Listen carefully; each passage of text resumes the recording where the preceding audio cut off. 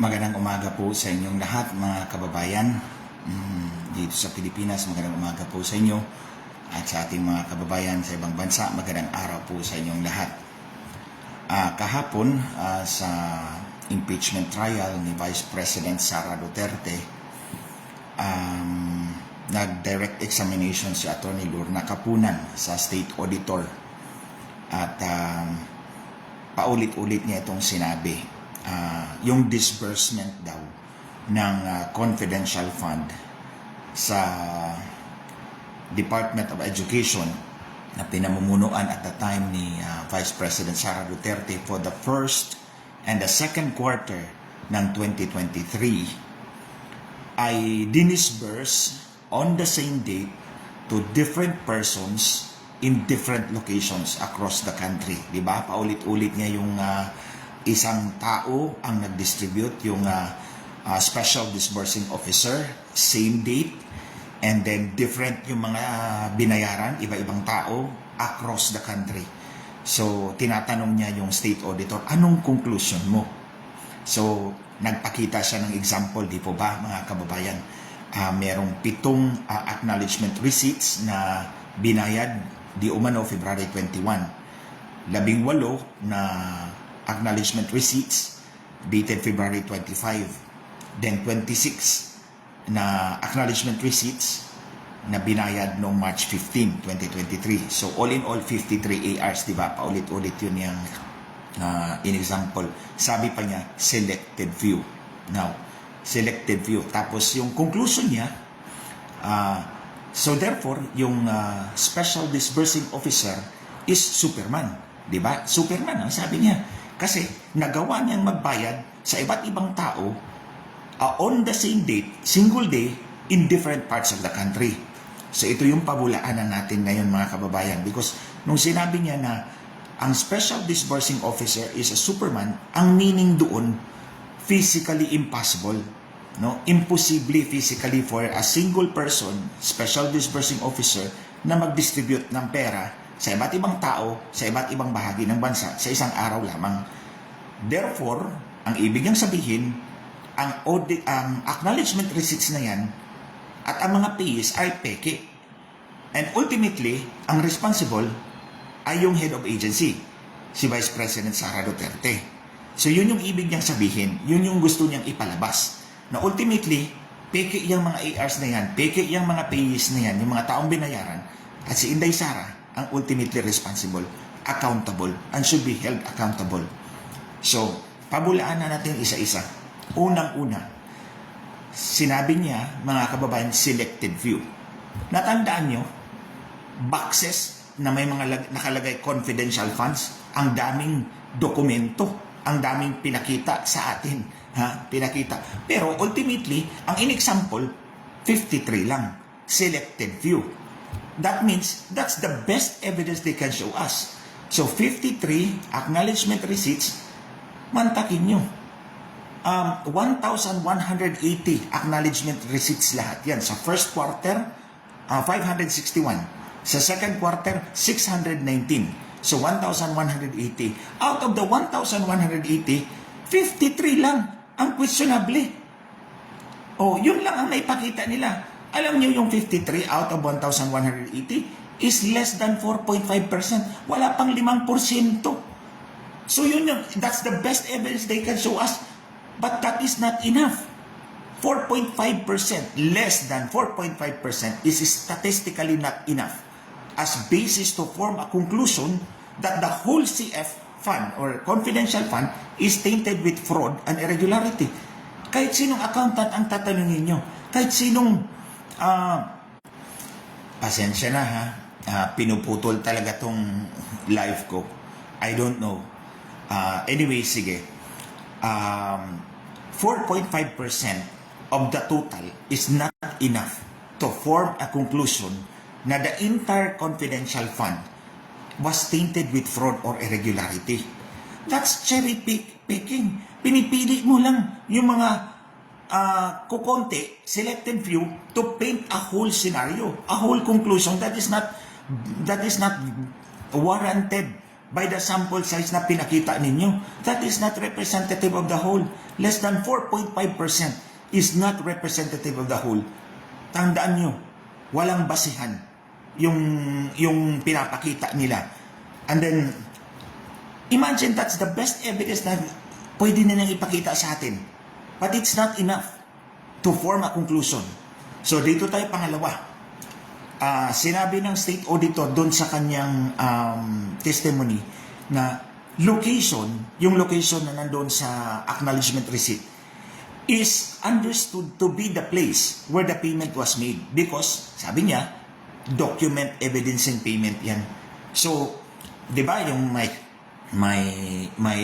binayaran sa Compostela Valley, may binayaran sa Davao, may binayaran sa Lubok, o yun, sinabi niya, na yung location na nandyan sa actual acknowledgement receipt, ang pagkakaintindi niya, yan yung place kung saan binayad yung pera. Because this is document evidencing payment. Again, mga kababayan, walang factual basis.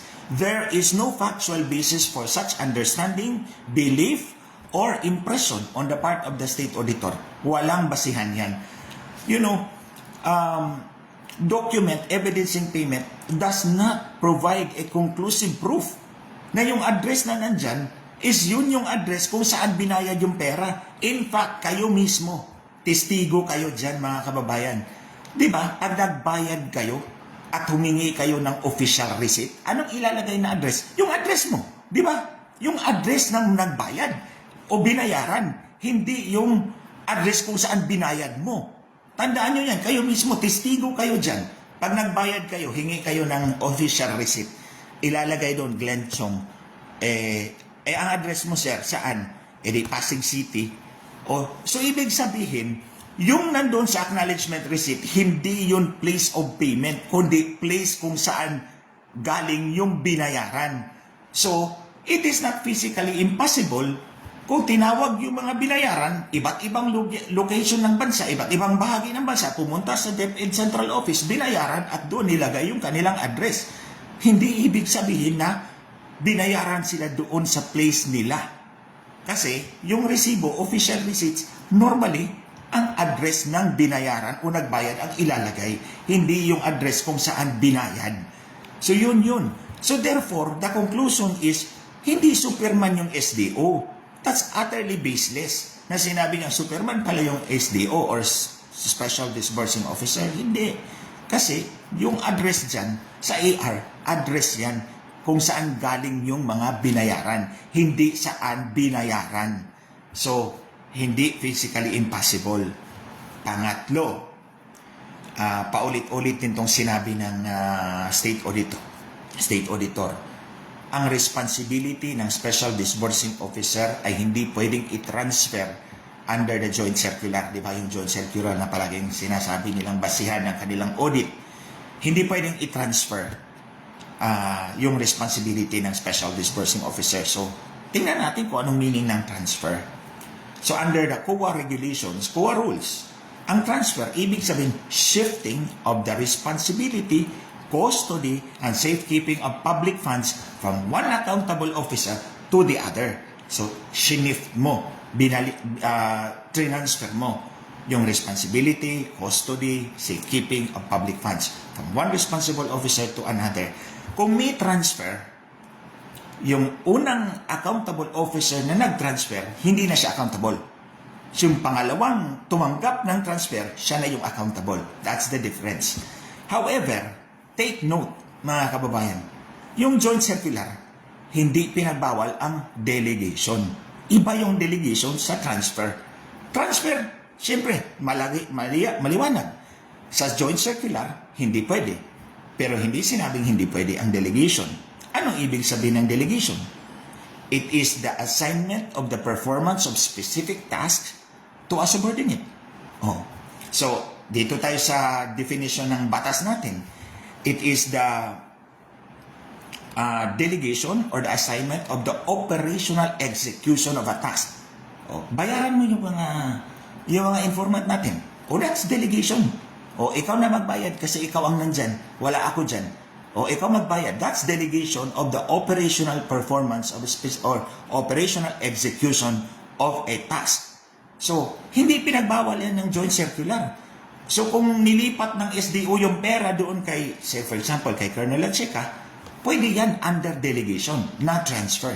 Kasi sa delegation, it's allowed under the Government Accounting Code of the Philippines. Government Accounting Code of the Philippines. If I remember correctly, that's Presidential Decree 1445. And it is also allowed under the Administrative Code of 1987. So, hindi pinagbawal ng joint circular. Ang pinagbawal, transfer. Malinaw, ang transfer, pag one accountable officer nilipat to another, yung isa, hindi na accountable. Yung pangalawa na ang accountable. Sa delegation, hindi. Nilipat mo lang ang pera para for the operational execution of a task. But that the ultimate responsible, accountable, yun pa rin yung original accountable officer.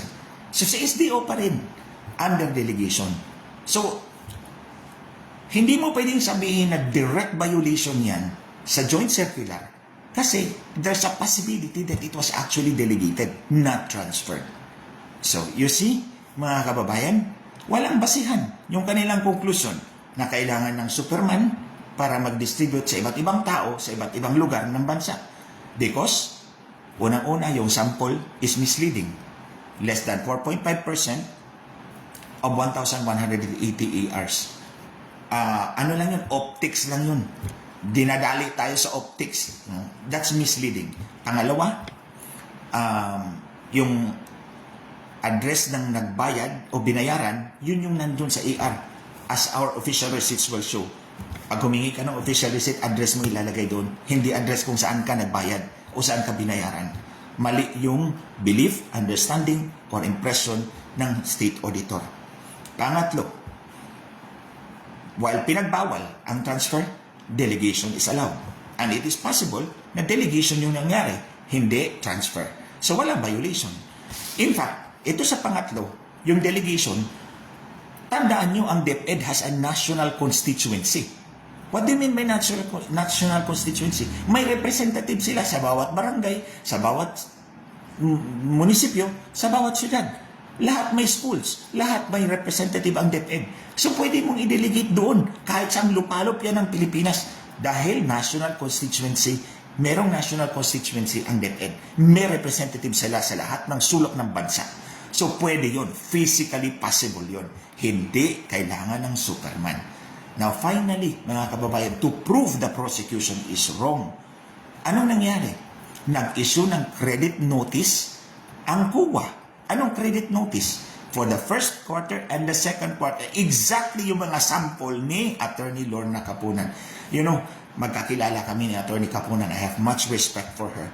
But I have also a duty to inform you on yung other side of the story. Hindi pwedeng yung kanilang side lang ang dapat marinig natin. I'm offering you a different interpretation para we can make a fully informed decision.